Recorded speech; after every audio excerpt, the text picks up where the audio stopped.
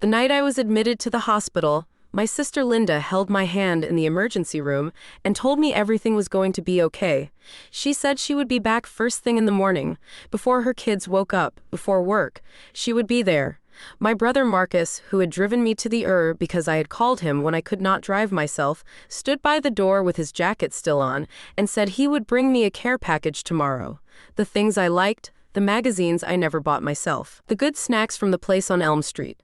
My mother called while I was in triage and said she was going to get on the road as soon as my stepfather Ray could take the dog. She said, "Baby, I'm coming, you hold on." I held on. By the third morning my phone had gone mostly quiet. Not completely. There were texts, a few of them, the kind you send when you want credit for having reached out without actually doing the hard thing. Thinking of you. How are you feeling? Let us know if you need anything. The texts that are designed to feel like contact but cost nothing. No one came. I lay in a hospital bed for 11 days with a drainage tube in my abdomen, and a roommate who watched game shows at full volume, and a window that looked out on a concrete wall, and I figured out, somewhere around day 4, that I was going to be doing this alone. I want to tell you what I did with that understanding. Not what I felt, I'll get to that, but what I did. Because what I did is the part that changed everything. And it started in a hospital room in October with a plastic pitcher of ice water and a folder of insurance documents I had asked the patient advocate to bring me, and absolutely nobody else in the world to help me read them. This is not a story about bitterness. I want to say that first, because it would be easy to read it that way, and I need you to understand that it is not that. It is a story about what you find out about yourself when everyone who was supposed to stay goes home. And it is a story about the phone call that came 14 months later. And what I did when I answered it. The room was a double, which meant there was a curtain dividing it, and a woman named Geraldine on the other side, who had strong opinions about the television schedule, and who, I came to understand by day 2, received a minimum of 4 visitors per day. Her family came in shifts. Her daughter came in the morning with coffee. Her husband came in the afternoon and stayed for hours. Her grandchildren came on the weekend, and I could hear them, their small voices on the other side of the curtain. Grandma Geraldine laughing at something one of them said. The sound of someone being genuinely loved in a difficult place. I learned to distinguish the sounds of Geraldine's world from my own by the quality of the silence on my side. My side of the room had a window that faced the inner courtyard, which was a concrete space with a single tree in it that I spent some time looking at in the way you look at things when you have nothing else to do, and you are trying not to look at the empty chair beside your bed. The chair was one of those hospital chairs, padded with a thin cushion, the kind designed for visitors to sit in for a few hours. It had a little table next to it. I had put my phone charger on it the first day because there was a plug on the wall near it and it was a convenient place to reach. By day 4, the phone charger was the only thing that had been on that table. No flowers. No care package from the place on Elm Street. No magazines. I know this because I looked at that table a lot. Not obsessively. I was not lying there cataloging the absence, building a case. I looked at it the way you look at something you keep expecting to change, and then gradually you stop expecting it to change, and then you stop looking at it with expectation at all. The nurses were good. I want to say this because it is true, and because they were the people who were actually in my room, actually checking on me, actually asking how I was doing and meaning it. A nurse named Donna had a habit of squeezing my arm when she came in for morning vitals. A brief squeeze that I came to understand as her version of "I see you." A patient care tech named Jerome asked me every evening what I wanted from the menu for the next day, as if my dinner preference was genuinely important to him. These people were kind in the way that professionals who work in hospitals often develop their own particular kindness. Practical, consistent, not requiring anything from you in return. They kept me human when the silence might have done something else to me. The silence was the hardest part, not the pain, which was managed, or the boredom, which I learned to handle. The silence of an empty visitor chair in a room where you can hear someone else's grandchildren laughing on the other side of a curtain. The short version is appendicitis that became a perforated appendix because I waited 2 days before going to the which is a thing I did because I had learned to minimize my own discomfort through years of practice, and because I could not afford to miss work, and because the pain had started on a Thursday, and I thought I could get through the weekend and see my doctor on Monday. I could not get through the weekend. By Saturday evening, the pain had become something different, not localized, not the sharp specific pain of before, but a spreading wrongness in my entire abdomen that I recognized, even without medical training, as something that had crossed a line. I called Marcus because he lived 12 minutes from me, and because my car was in the shop, and because when something is wrong in the fundamental way something was wrong Saturday evening, you call someone you love and you say, "I need help." He came. He drove me to the and he waited with me through triage, and through the initial evaluation, and through the ultrasound, and through the moment when the doctor said the word perforated, and explained what it meant and what was going to happen next. Marcus stayed through all of that. He held my hand when they put in the IV. He stayed until after midnight, until I was admitted to a room and settled and the immediate emergency was managed. He told me he would be back in the morning. He left around 1 a.m., and I watched him go, and I thought, okay, morning, I just have to get through the night. The surgery was the following day, a laparoscopic procedure that became more involved once the surgical team got in there and understood the extent of what the rupture had done. I was under for longer than expected. When I came out of anesthesia, it was late afternoon, and the recovery room was bright and I was alone. This is not unusual. People come out of surgery alone. The family is in the waiting room. They are told when to come back. I understood this. I was not alarmed by waking up alone. What I want to tell you is the feeling of waking up in that recovery room, disoriented and in pain, and with the particular vulnerability of someone who has just had their body opened and closed, and the specific quality of reaching for your phone and checking your messages and finding that the waiting room, as far as you can tell, contained no one you knew. Marcus had texted at noon. He said something had come up with his work situation and he was going to try to make it later. Linda had texted that the kids were sick and she could not risk bringing anything into the hospital, and she was so sorry. My mother had not texted. I put the phone down on my chest, and I looked at the ceiling of the recovery room, and I breathed through the post-anesthesia nausea, and I thought, I need to get through this next part. We are not and have never been a close family in the way that some families are close. I want to be honest about this because the story is not honest if I pretend we were something we were not. My mother, whose name is Denise, married my stepfather Ray when I was 16 and moved her primary emotional investment into that marriage and into Ray's family in the way that sometimes happens when a second marriage is better than the first one was. This is not condemnation. She was happy with Ray and she deserved to be happy. But something shifted in what was available to her children when the marriage happened. And I had spent 8 years as an adult adjusting to the post-shift version of my mother. My brother Marcus is 3 years older than me, and has always been someone whose presence in my life was conditional on convenience. Not because he does not love me. I believe Marcus loves me in the abstract, reliable way of siblings who grew up in the same house and share a history that neither of them fully understands. But Marcus has a full life and a busy schedule and a talent for meaning to do things that do not happen. He is not a bad person. He is a person for whom follow-through has never been his strength, and for whom there have rarely been consequences for this. My sister Linda is the middle child, 2 years older than me, and she is the one I had been closest to. The one whose hand I had expected at my hospital bedside. Linda and I had talked through breakups on the phone. We had done Sunday dinners sometimes, just the two of us, at the diner near her house. We had a shorthand, the specific language of siblings who have survived the same parents. And I had believed the shorthand meant something in the structural sense, that it would hold under pressure. I learned that fall that what I had with Linda was a fair-weather closeness, the kind that works beautifully in ordinary circumstances and is not built for the weight of something real. She is not a villain. None of them are. This is the complicated truth of my family, and probably of many families. They are ordinary people who were not, when it came down to it, up to the task of showing up. The reasons they gave themselves were probably legitimate reasons they believed. The kids are sick. Work is complicated. The drive is long. I'll go next week. Next week never came. For the first 2 days after surgery, I was still in the mode of believing.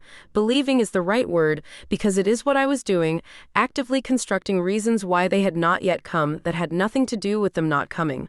Marcus's work thing was real. Linda's kids were genuinely sick. Kids got sick all the time. She could not risk the hospital. My mother was coming, she had said so. Something must have happened with the travel plans. Ray probably had something, she would call. I kept my phone charged. I responded to the texts warmly, the way you respond when you are trying not to make someone feel bad about not yet having done the thing. I'm okay. The nursing staff is great. feeling a little better today. No worries, I know you've got a lot going on. These texts cost me something to write. The cheerfulness was real in the sense that I chose it. Real the way performance can be real when you commit to it fully.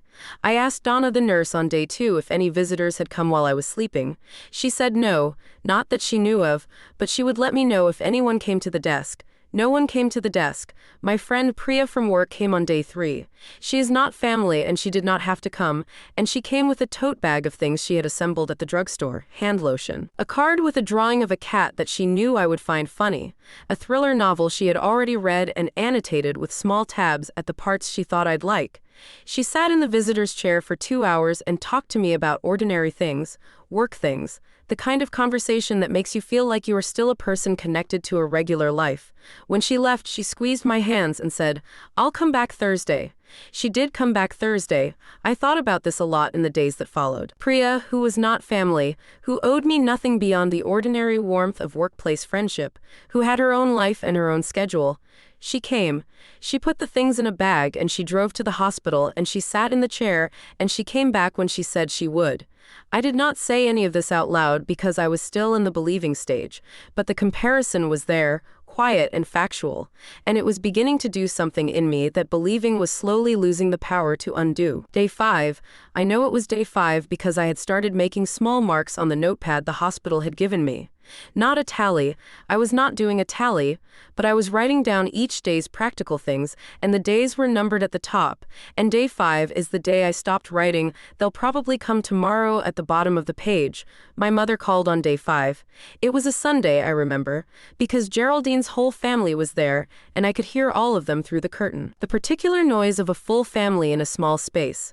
My mother called, and I answered, and she said, "How are you doing, baby? Are you feeling better?" I told her I was managing. I told her the drainage tube was uncomfortable, but the infection was responding to the antibiotics. I used the word managing because it was true and because some part of me was testing what she did with it. She said, "That's good, that's really good." And then she talked for a while about something that was happening with Ray's family, a situation involving Ray's brother that was taking up a lot of their attention. She talked about it with genuine stress, real stress, and I listened because I am a person who listens, and because the stress was real. She did not say she was coming. I waited for her to say it. I held the phone and I listened to the Ray's brother situation, and I waited for, "But I'm going to get up there this week. Definitely this week." It did not come. When we finished the call, she said, "You call me if you need anything." And I said I would, and I put the phone on my chest and looked at the ceiling. Something settled in me in that moment. Not dramatically. More like a door closing quietly, not slamming, not even closing hard, just the soft click of a door that has found its latch. They were not coming. Not because of the kids or the work situation or Ray's brother, though all of those things were real, but because when it came down to it, I was not the priority that would override those things I had believed. Without examining the belief that a sister in the hospital was the kind of thing that overrode, I had discovered that it was not for my family, not for me specifically. I need to be careful here, because this is the part that is easy to get wrong. What I understood in that moment was not "they don't love me," and it was not "they are terrible people." What I understood was something more specific and more useful. I had built my expectation of support on a foundation that had not been tested, and the test had revealed that the foundation was not what I had believed it was. This understanding was painful. I am not going to minimize that. Lying in a hospital bed, 5 days post-surgery with a drainage tube and an IV, and the sounds of Geraldine's family through the curtain, understanding that no one was coming. That was one of the lonelier moments of my life, but it was also, I recognized even then, a kind of information. The most honest information I had received in years. On day 6, I asked the floor nurse how I could get in touch with the patient advocate. I had known patient advocates existed in the abstract. I had not known before that week the specific practical things they could do, how they could help you understand your rights as a patient, navigate the insurance documentation, ask the questions you didn't know to ask. The patient advocate assigned to my floor was a woman named Carol who had a lanyard with approximately 15 badges on it and who spoke in the clear, organized way of someone who explains things to frightened people as her profession and who has learned that frightened people need information delivered without extra weight. Carol sat with me for an hour and a half on day 6. We went through my insurance information, my discharge planning, what the expected recovery timeline looked like, and what I would need at home when I left. She explained that I would need home health nursing visits for the drainage tube management, that the wound care had to happen on a schedule, and that I needed to think about who would be available to help me at home. Is there family nearby? She said. I thought about this question and how to answer it honestly. There's family, I said, but I'm going to be doing this mostly on my own. She looked at me without pity, which I appreciated. She said, okay, then let's figure out what you need. We figured out what I needed. A home health agency was arranged through my insurance. The wound care nurse would come 3 times a week for the first 2 weeks. Carol helped me think through the practical realities of my apartment, the things I would need to have in reach, the things I might need someone to help me get before discharge, the medication schedule one would have to manage. I called Priya. I asked if she could stop at my apartment before I was discharged and put some basics in the refrigerator. The simple things, easy food, beverages, things I could manage one-handed. I gave her my spare key. She said yes immediately, and she said it in the voice of someone for whom yes was not a complicated answer. I called my building manager and explained I was being discharged from the hospital and needed a temporary accommodation. I wanted my parking space blocked temporarily because I would not be driving for several weeks, and I did not want to lose it. He accommodated this. I called my employer's HR department and began the process of understanding my leave options. I was eligible for FMLA. I had some short-term disability coverage I had not known the details of. I filled out the paperwork from my hospital bed, using my laptop which Priya had brought me on Thursday, and I submitted it electronically. I learned to do all of this alone. Not because I am exceptional. I want to be clear about this, but because I had no alternative and because necessity produces a resourcefulness that I had not known I possessed. Every phone call I made from that hospital bed was a phone call I would previously have expected to make with someone beside me, someone who would help me remember what was said and double-check that I had filled out the right form and sit with me in the anxiety of the waiting. I made them alone. I filled out the forms alone. I wrote down what the doctor said in my notepad because I had no one to help me remember. And something happened in the making and the filling out and the writing down. Something small but real. Each task I completed alone added to a growing understanding of what I was capable of. Not despite being alone, but in the specific conditions of being alone, where there was no one to defer to and no one to ask and no one to say, just let me handle it. Don't worry. I handled it. I did not worry. There was no room for worry because I was too busy handling. The drainage tube came out on day 8, which was one of the most physically relieving moments of that week, and also the moment that made the discharge feel real and possible. I cried that afternoon, not about the tube, about everything, I think, in the way that you can hold something together through necessity and then one thing shifts and the holding comes loose briefly. I cried quietly because Geraldine's family was there and I did not want to be audible through the curtain. And then I stopped and I blew my nose and I called my insurance company to confirm the home health nursing schedule. The crying was important. I want to say this because I think sometimes stories about people who get stronger after hard things skip over the moments when the getting stronger looks like crying in a hospital bed, trying not to be heard. The crying was part of the same process as the phone calls and the paperwork. It was honest and it moved through me, and when it was done I felt slightly cleaner. Like something had been released that needed releasing. Physical recovery from a perforated appendix with surgical repair is not fast and it is not comfortable. The first week home I moved slowly, slept a lot, relied on the wound care nurse's visits as the structural moments of my day.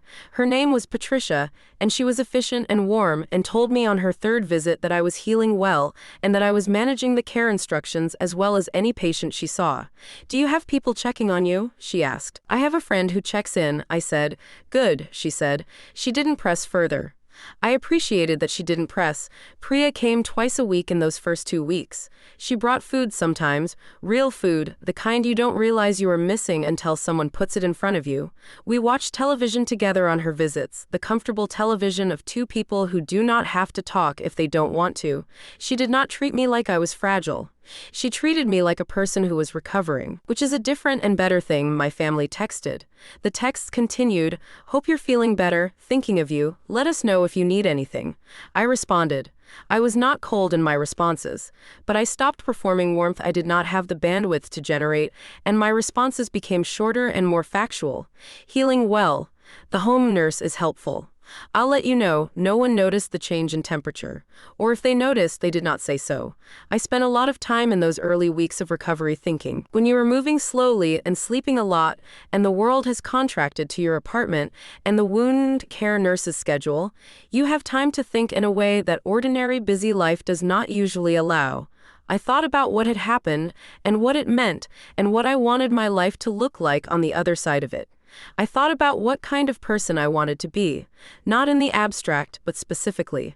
Whether I wanted to be the kind of person who absorbed the lesson of that hospital room and moved forward with it, or the kind of person who processed it and returned to the same patterns.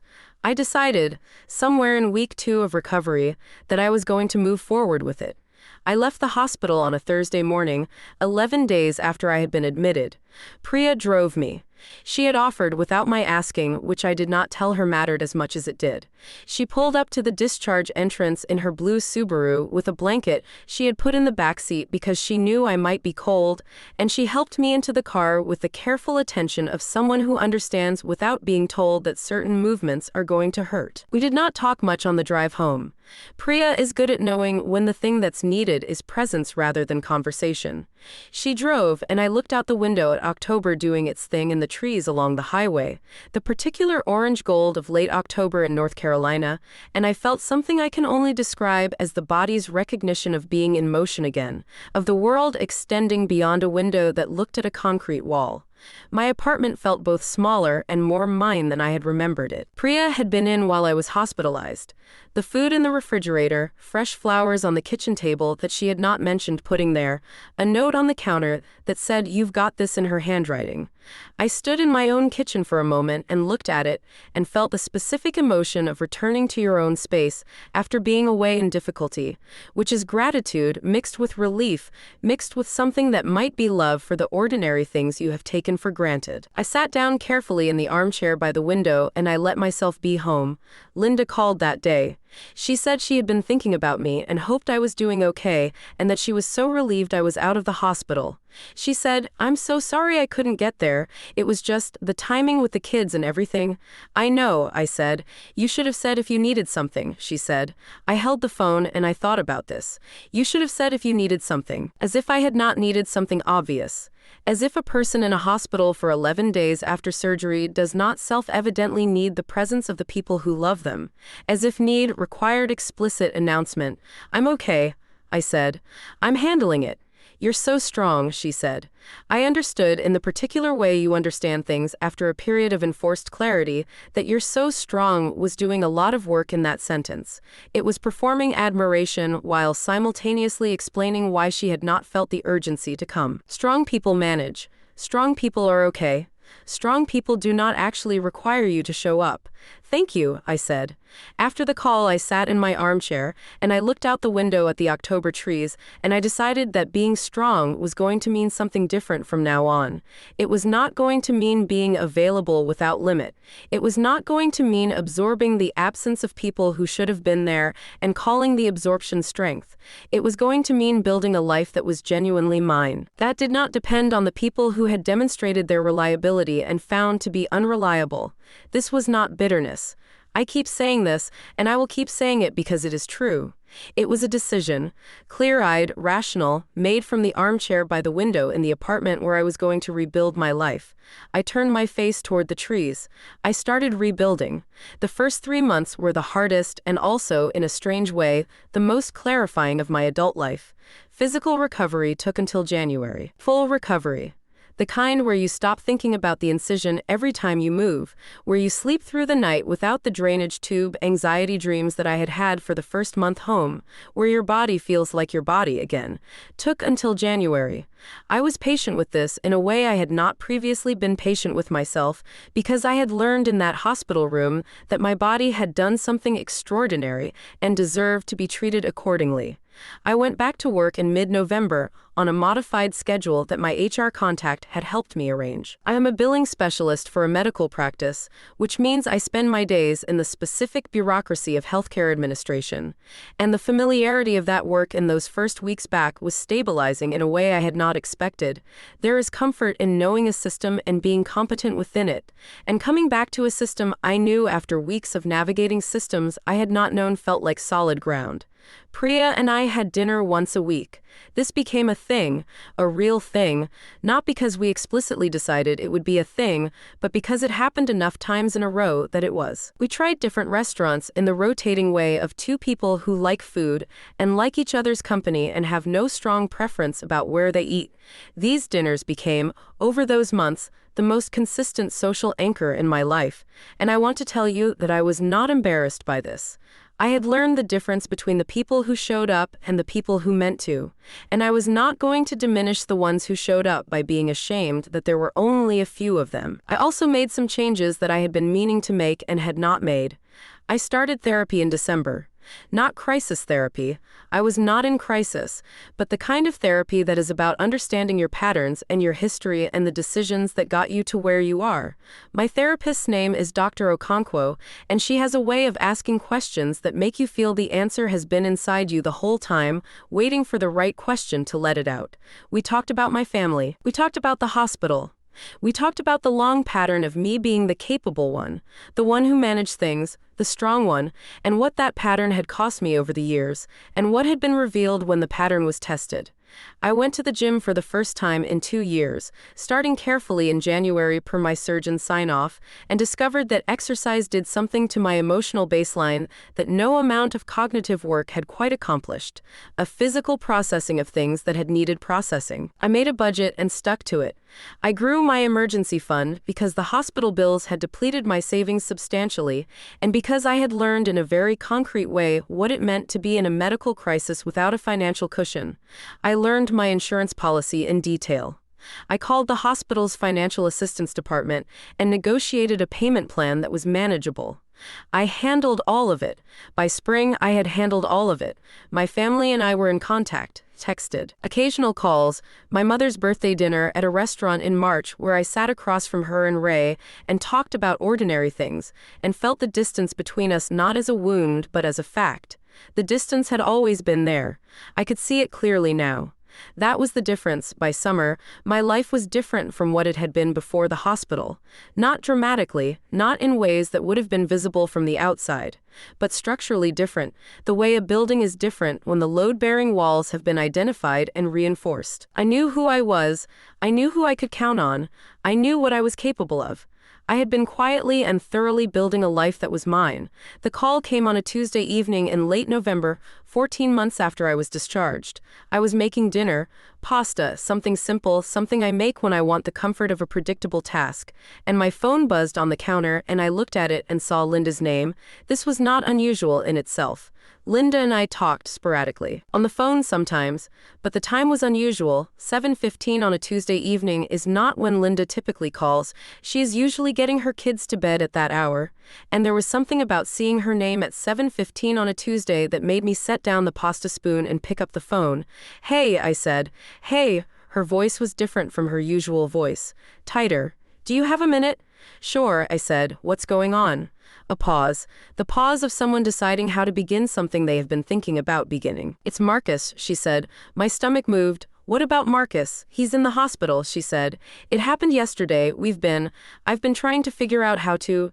It's his heart, Ray. He had a cardiac event." I turned off the burner. I sat down at the kitchen table. "Is he okay?" I said. "He's stable now. He's in the ICU, but they moved him out of critical care this morning. They're saying he needs surgery, some kind of procedure on his heart. He's scared." She paused. "We're all scared." "Which hospital?" I said. She told me it was not close to me. About 90 minutes away, the hospital in the city where Marcus lived. "Mom and Ray are there," she said. "I'm driving up tomorrow morning." "And Ray?" She paused again. "I know I don't have any right to ask you this. I know that, but Marcus is asking for you. He's been asking for you since last night." I sat at my kitchen table in my apartment holding my phone, looking at the stove where the pasta water was still warm. She kept talking. I let her. She said that Marcus was going to need someone who understood medical paperwork and insurance, someone who could navigate the system, that their mother was overwhelmed, and Ray was not good in medical situations, and Linda herself did not know how to handle the insurance side of things. She said Marcus had specifically asked for me because he knew. She paused here, and I heard something in the pause that might have been shame, might have been the awareness of how what she was saying sounded. He knew I was good at this. He knew I could figure it out. She said, I know we weren't there for you the way we should have been. I know that. She said it in the past tense, referencing the hospital the way you reference something you have been carrying, something you have thought about more than you let on. I know we let you down, she said. I don't have a good excuse. I think I kept thinking someone else was handling it, and then I kept thinking you seemed okay, and I don't know, I just know we weren't there. I listened to this, and I know asking you to come now after that I know it's a lot. I'm not asking you to forgive us first, or to be okay with what happened. I'm asking because Marcus is scared and he's asking for you, and he needs help with the insurance stuff, and none of us know how to do what you do. She stopped talking. The silence on the line was the silence of someone who has said everything they prepared to say and is now waiting. I was quiet for a moment. Let me call you back. I said, okay, she said. No pushing. No please, Ray, or he really needs you. Just okay, which I noticed. I put the phone down on the table. I sat in my kitchen in the particular quiet of my apartment at 7:30 on a Tuesday evening in November.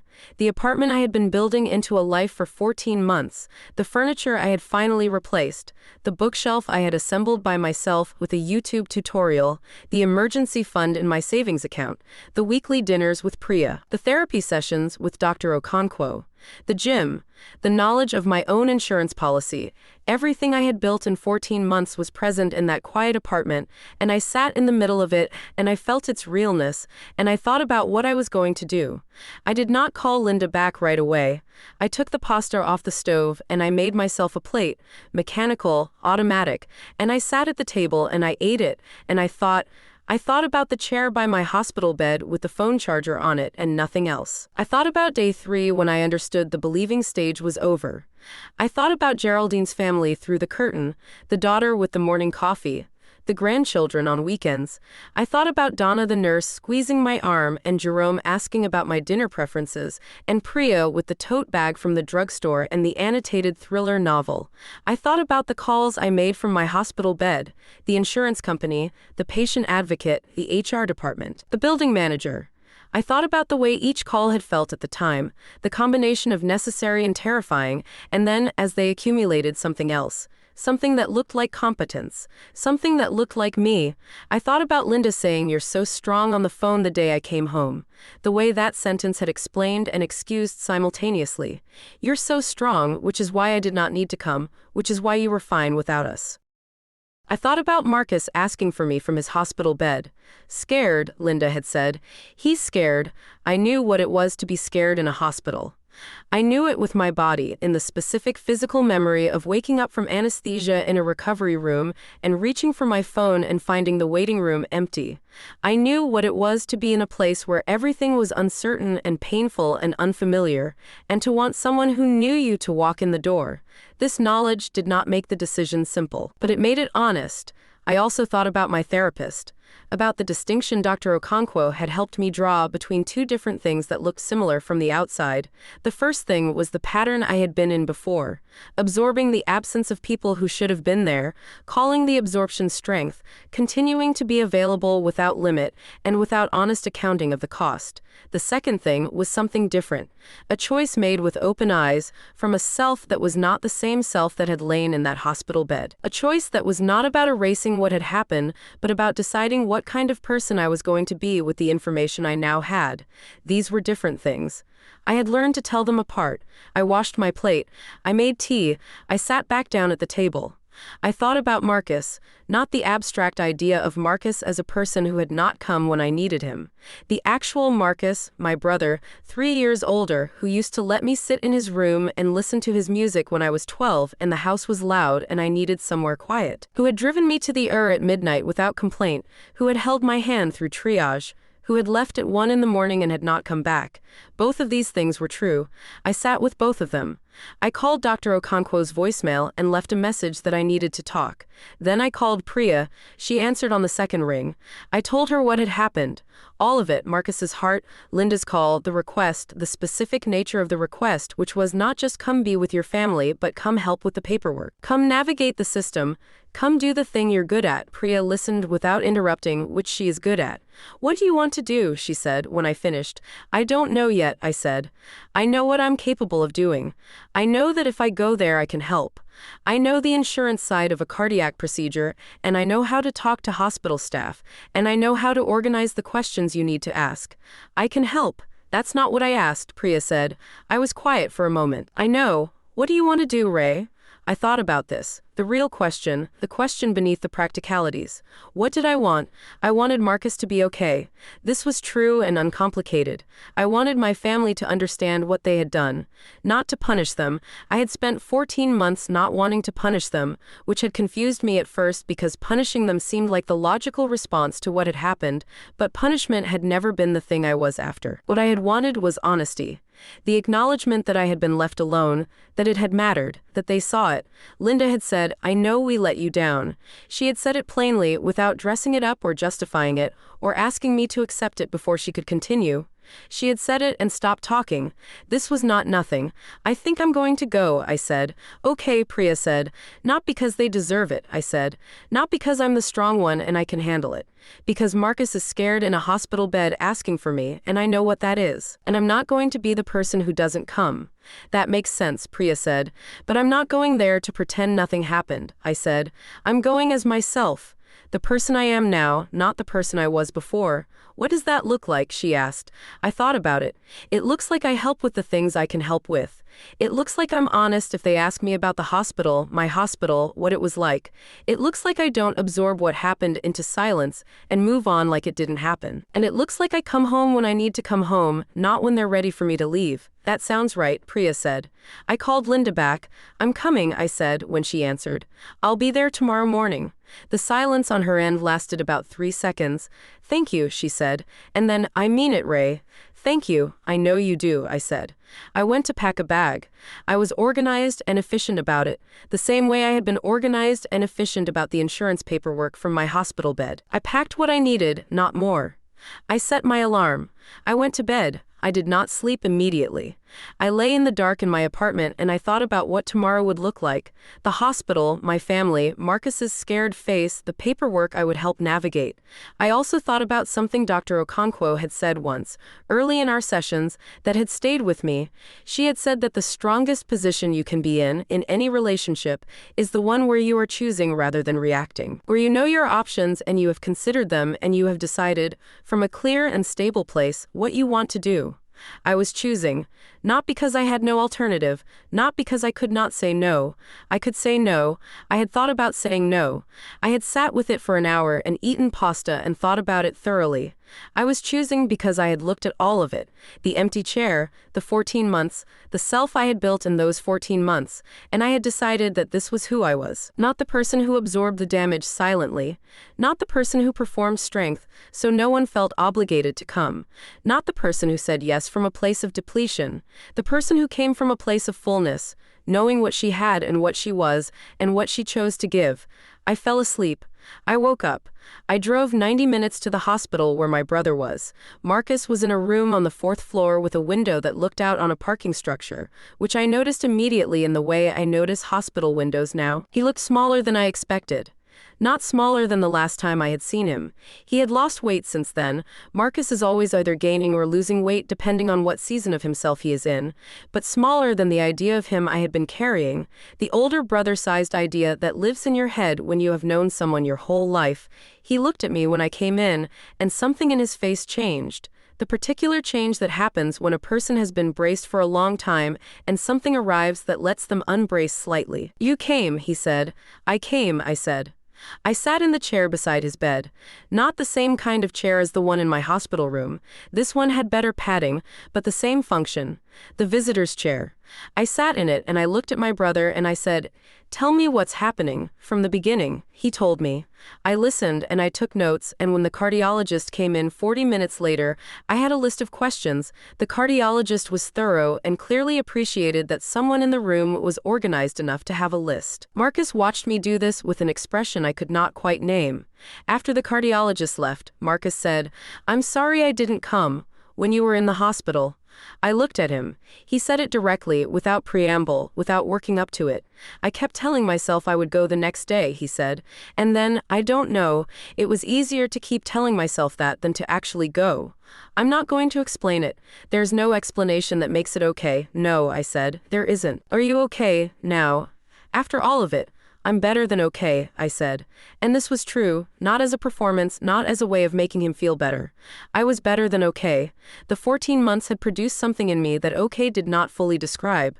My mother came in that afternoon. She walked in and she stopped when she saw me, and her face did the thing faces do when relief and guilt arrive at the same time. She came to me and she held me, the way she had not held me when I needed holding. And I let her hold me because I was not going to punish her with my body, even if there were things that still needed to be said. She said against my hair, "I should have come. I know I should have come." "Yeah," I said. "You should have." She pulled back and looked at me. Her eyes were wet. "You figured it out on your own," she said. "I did," I said. "You didn't need us," she said, and it was half statement and half question. I thought about how to answer this honestly. "I needed you," I said. "You didn't come, so I figured out how to not need you. Those are different things." She nodded slowly.